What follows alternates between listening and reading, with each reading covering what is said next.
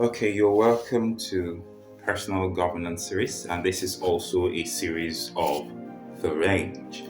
And one of the things we've been taking a look at since the very beginning is how we can begin to exercise governance from our little space. I'm going to let you in on a little secret. We're all meant to do great things in this world. However, a lot of us might not be very equipped to really begin to execute and manifest that level of responsibility or grace that has been entrusted into us. This is one of the reasons why the range is here. It's to help people who are in the area of creativity, who are in the area of acumen, of finance and politics, and even business, creating solutions for the world to benefit from, and putting all of this together into a tangible source of value. Now, in today's class, we're actually going to be looking at the importance of the business of politics. However, I'm not going to be taking it from the conventional term. So when a lot of people get to hear about business of politics, they begin to think and ponder in different other ways. It's all about the cash, it's all about the Benjamins, the grains. Nah, we're not talking about any of that here. Now, we're really talking about what would last, or better still, what will outlast. Now, I've got a very important example that's always been in my head, and it's something I really want to share with you. And it's in the book of Second Kings, chapter 7, where I want you to actually follow me and see where I'm going with this. Where the prophet of God actually declared a prophecy, and in that prophecy, he mentioned that there was going to be a 24-hour turnaround.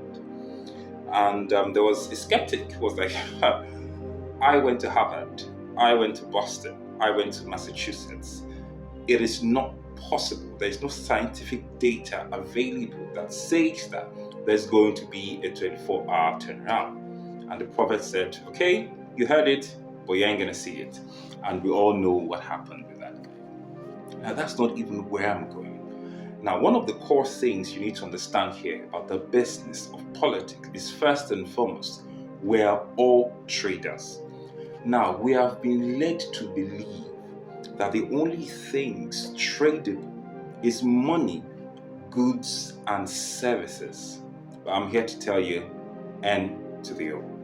There's a whole lot more to trade. And the moment you become aware of what you actually have to trade, then the potentialities of your life can actually change for the better.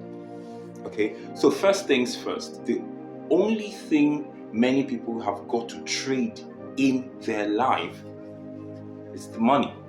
And how do you know this? The majority of their problems and the majority of their solution is a function of money. So if they don't have money, they can't do a lot of things. Many of their problems seems it can only be solved by money.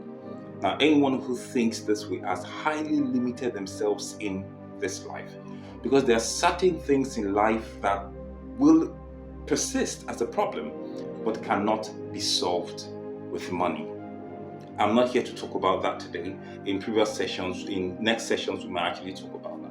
But let me go back into the story of the lepers. Now, we've got 4 lepers.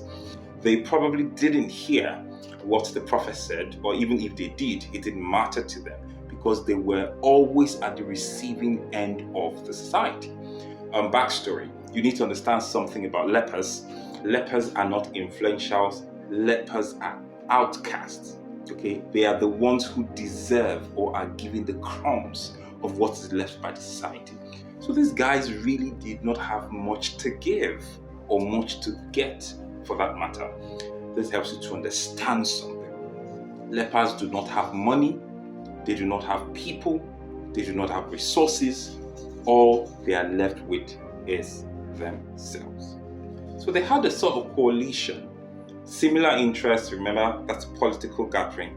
Similar interests coming together and they're okay, let's just see what happens to life. When we're able to band together, we might actually get a lot more out of life than usual.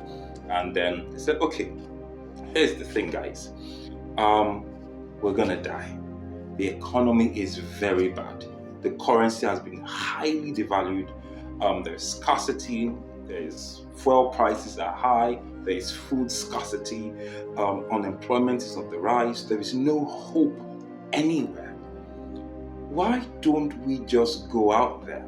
Because we know that if we go to the camp of the enemy, they might kill us, and we know that that's been our fate all along. But they've got food. Can we just go there and see if we would have obtained favor in whatever way? And they thought about it, pondered about it, and all right, we're about to die anyway, so let's just go with it. And they did go with it. And something miraculous happened.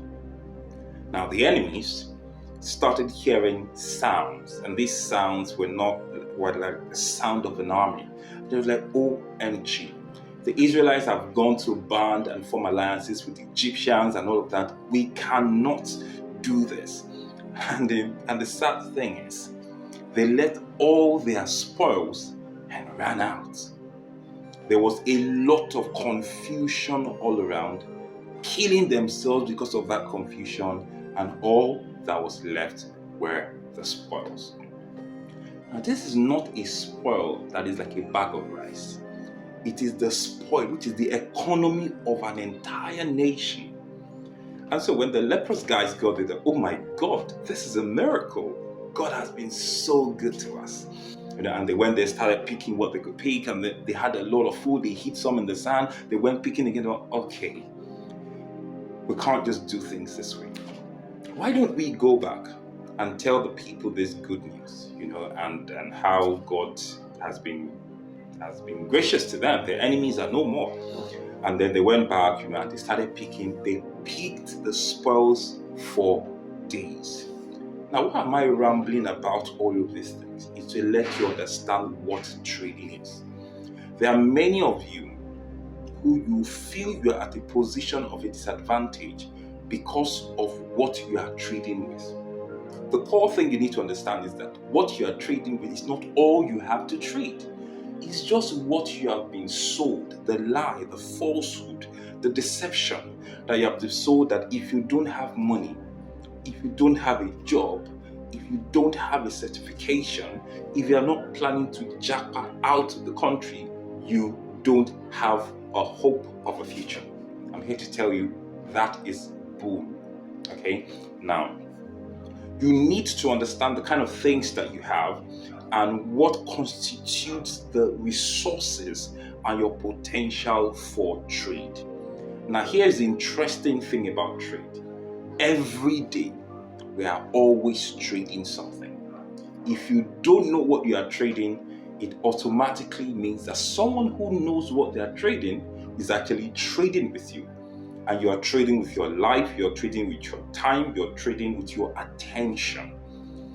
In the world that we're going into and that already exists, trading continues to go on. The bigger a nation is, the better they are at trading. And trading is not just in terms of money. It's about culture, it's about government, it's about idea, it's about philosophy, it's about spirit and spiritual things. And so the first thing you need to come to terms with is that self-awareness of what you actually have to trade with and what would be your greatest potential and what you need, who you need to trade with in order to get the best of returns. Now, this is where the next concept comes, which is called the marketplace. Now, I'm going to be telling you more about the marketplace in the next session. But one thing you need to know about the marketplace is everywhere trade happens is called a marketplace. And what are the things you trade?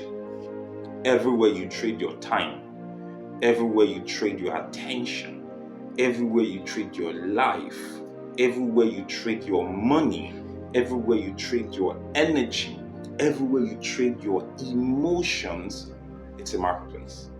And so I want you to begin to think about it.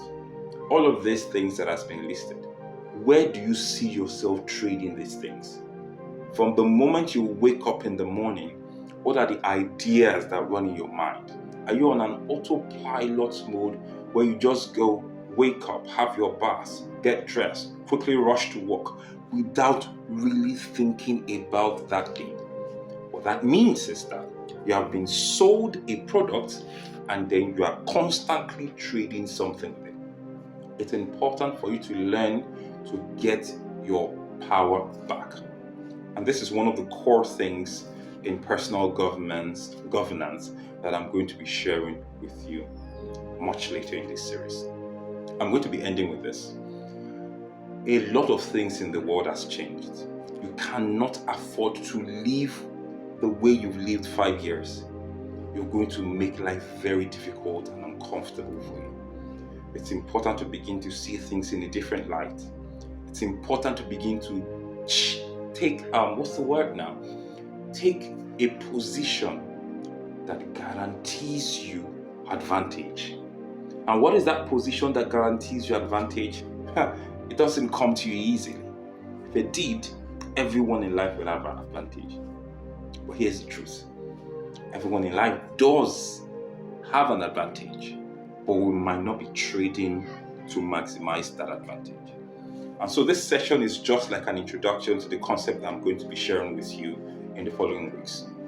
You need to understand that you must be in that thought frame where you are willing to understand what you've been missing in life, what has been held back from you, and the false things that you have believed to be true. And here's the best part: the incomplete things that you thought were absolute. You need to wake up from certain absolutes that you've sold to yourself. That until you do certain things, you cannot amount to certain things. It doesn't always work out. And so I'm going to be breaking these things down to you so that you would understand the battles you would have to fight in life. It's important you know that nothing is just going to fall on your laps. There's a warfare involved. Now, this warfare doesn't happen with guns and swords. It happens with words, with projections, imaginations, and it happens with culture and stories. Okay? So we're going to be taking a look at this as we begin to fashion our personal governance in order to put ourselves in a place of great advantage, not just for today, but for the time that is to come. I hope that you begin to ask yourself certain questions and begin to question certain realities that has been sold to you as the absolutes. But no problems. We're going to be taking this one line upon the other and breaking them down so that at the end of this personal governance session, everyone comes to the reality of what they really have and how unstoppable you should be in the world that you find yourself today. Till then, if you've got any questions, anticipations, let me know. I am more than happy to hear how this has been to you, whether you agree with it or not. I'm looking forward to your feedback. So the next time we're going to be seeing is going to be in the next sessions, and get ready to deconstruct everything you've believed and rebuild it up again into something that lasts and will serve you for eternity. See you there, and God bless.